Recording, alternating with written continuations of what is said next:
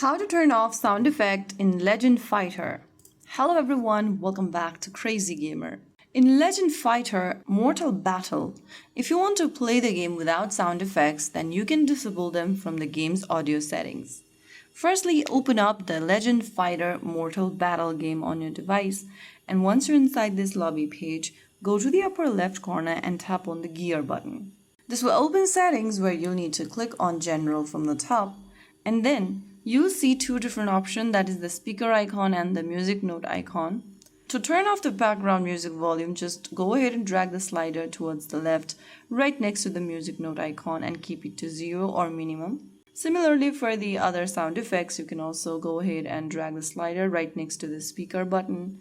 And right after you do this, you'll not hear any sound effect in the game.